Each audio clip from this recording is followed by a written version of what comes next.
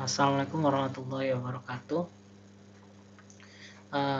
Ini adalah tata cara pendaftaran PKH tahun 2021.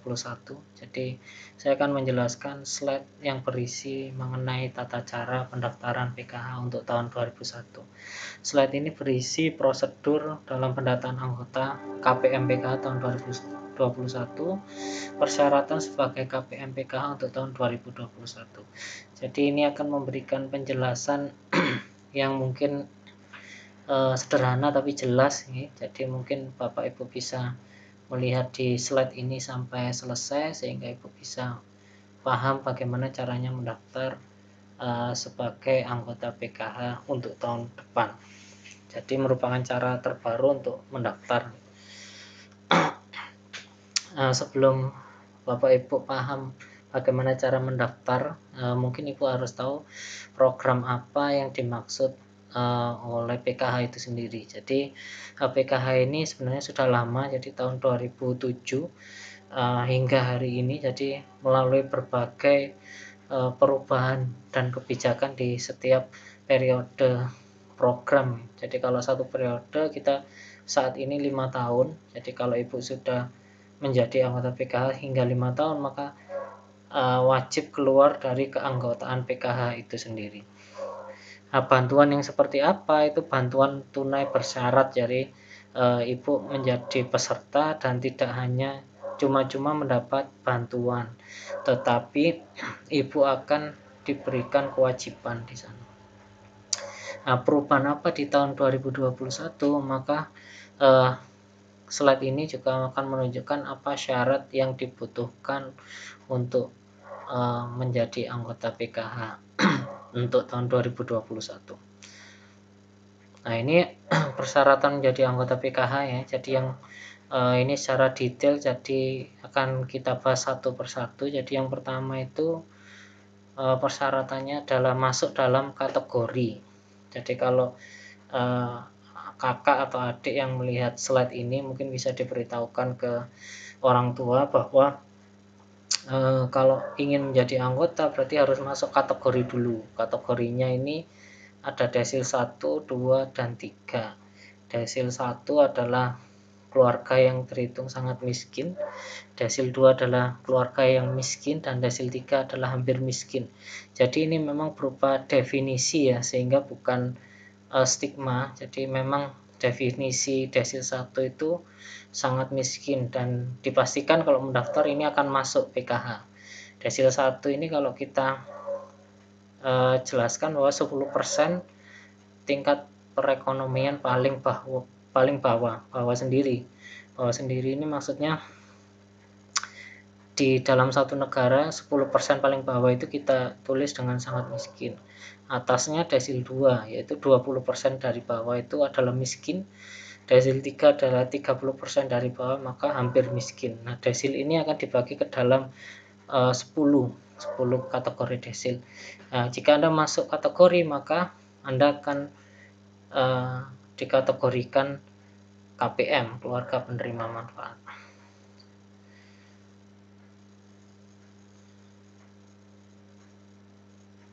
Nah, ini kalau untuk miskin ya, miskin sendiri, maka tidak hanya orang dikatakan miskin, tapi ada kriteria. Kalau di BPS ini ada 14 kriteria. Nah, jadi kriteria pertama, luas bangunan tempat tinggal kurang dari 8 meter persegi per orang. Jadi kalau Bapak Ibu rumahnya sudah cukup luas ya berarti sudah tidak miskin lagi ya, mungkin sudah sejahtera. Terus jenis lantai tempat tinggal tanah, jadi masih bambu kayu yang murah ya. Terus jenis dinding tempat tinggal dan bambu berkualitas rendah, tidak memiliki fasilitas air, sumber penerangan rumah tidak menggunakan listrik, sumber air minum berasal dari sumur, tidak terlindung, bahan bakar tidak mencari adalah kayu. Jadi Anda tidak menggunakan LPG untuk saat ini. Nah, saya kira di 7 kriteria ini itu sangat jarang ya jika Bapak Ibu merasa miskin dan ternyata tidak ada di kategori ini, berarti tidak miskin. Jadi secara gampang seperti itu. Nah, terus kriteria selanjutnya, hanya mengkonsumsi daging, susu, dan lainnya hanya sekali seminggu. hanya punya satu pakaian, sanggup makan sebanyak 1 atau 2 kali, tidak sanggup membayar biaya pengobatan di puskesmas, sumber penghasilan bisa dilihat itu buruh tani, pendapatan di bawah 600.000 per bulan, pendidikan tertinggi ada SD, tidak memiliki tabungan atau barang yang mudah dijual. Jadi kalau ibu masih punya kreditan motor berarti ya bukan miskin lagi, itu berarti sudah mampu kredit ya. Jadi kalau memang miskin itu kalau kita gambarkan secara sederhana itu kerja hari ini untuk makan besok gitu ya. Kalau sekarang kan banyak yang merasa miskin, bukan miskin menurut kriteria seperti itu. Nah, yang kedua adalah tercatat. Ya, kalau ibu sudah merasa miskin dan sudah memiliki KTP yang eKTP maka bisa didaftarkan. Ya, tercatat berarti kartu keluarga ada. Jadi itu yang dimaksud tercatat.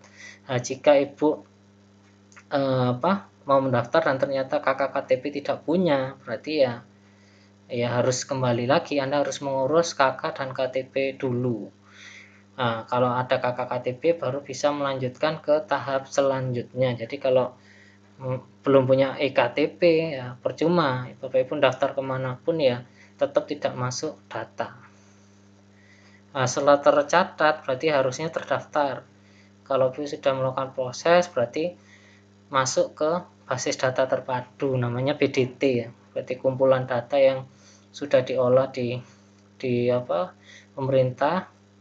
Nah, dari BDT ini sudah siap, akhirnya data disebar ke setiap kabupaten ya, bahkan langsung melalui operator PKH. Nah, selanjutnya pendamping ini akan melakukan validasi. Jika belum tahap ini berarti Ibu belum anggota. Jadi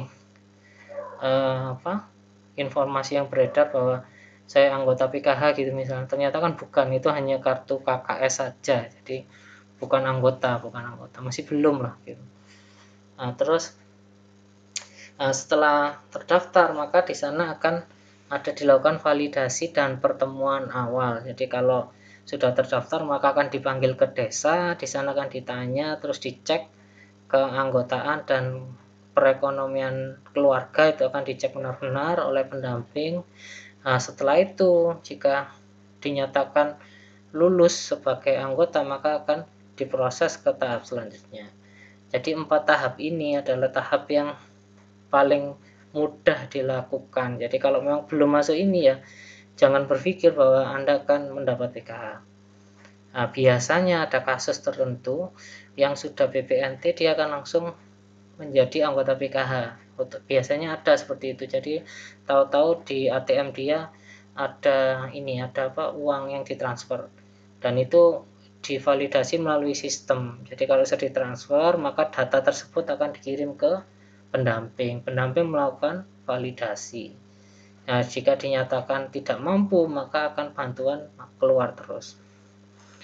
Ini yang sesuai aturan. Nah, terkadang ada yang tidak keluar dan itu banyak permasalahan, itu diselesaikan kasus per kasus, jadi tidak bisa dijelaskan secara umum karena kasusnya banyak ya. Mulai dari sudah tidak ada komponen, sudah nggak keluar, terus lansia sudah tidak tahun ini sudah tidak diakomodasi lagi, jadi tidak ada bantuan untuk lansia. Jadi tahun ini sudah khusus ke sekolah dan kesehatan. Nah, itu yang dimaksud. Jadi ya banyak kasus yang nggak bisa dijelaskan di slide ini satu persatu. Nah, sekarang pertanyaannya, jika tidak terdaftar di BDT, apa yang Ibu lakukan? Maka coba dicek di bdt.tnp2k.go.id. Link ini Anda akan paham apa itu BDT. Silakan dipelajari di sana. Nanti akan tahu bahwa data itu akan diminta oleh kabupaten atau pemerintah daerah, kota, kabupaten, wali kota dan bupati akan minta data tersebut.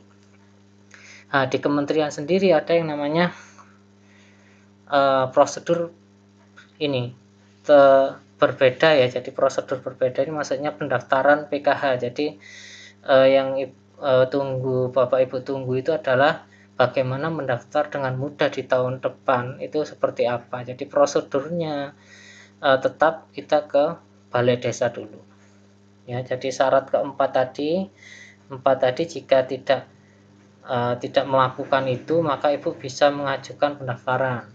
Jadi ke balai desa, tapi ingat Anda harus miskin dulu. Jadi yang dimaksud miskin yaitu tadi kita ceritakan. Setelah ibu menyatakan miskin, maka ibu membuat surat miskin ya, surat menyatakan bahwa dia miskin dan disetujui oleh desa. Nah, memang terkadang ada dulunya miskin terus sekarang kaya, terus baliknya ada, jadi tetap mengetahui desa. Nah, saat desa sudah mengurus surat itu, maka desa akan memasukkan ke dalam 6NG, nah, Sistem Informasi Kesejahteraan Sosial Next Generation. Nah, ini akan diisi oleh desa. Desa akan mengisi dan menggabung data menjadi satu, kemudian masuk ke BDT yang kita jelaskan di awal tadi. Nah, setelah Anda melakukan ini, maka tinggal hanya menunggu saja. Waktu Anda sudah selesai, Anda tinggal menunggu hasilnya apakah Anda dinyatakan miskin atau tidak. Jika memang miskin dan disetujui, maka akan menerima bantuan itu. Nah, jadi memang sederhana ya untuk tahun 2021, maka nama Anda harus masuk di PDT atau masuk di desa dulu. Seperti itu.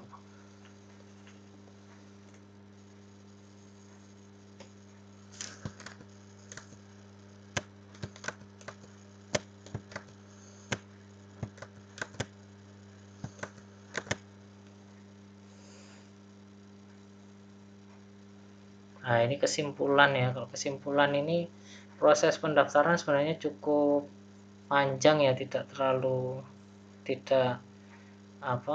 tidak sesimpel yang kita pikirkan di awal, karena memang pendataan itu berjenjang. Jadi pendamping ini tidak memiliki kapasitas untuk memasukkan data baru.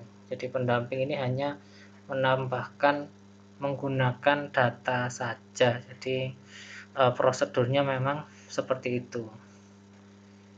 Nah, kalau Anda berpikir 2021 menjadi anggota PKH, maka secara otomatis menyimpulkan sendiri bahwa Anda akan dinyatakan miskin oleh pemerintah gitu ya.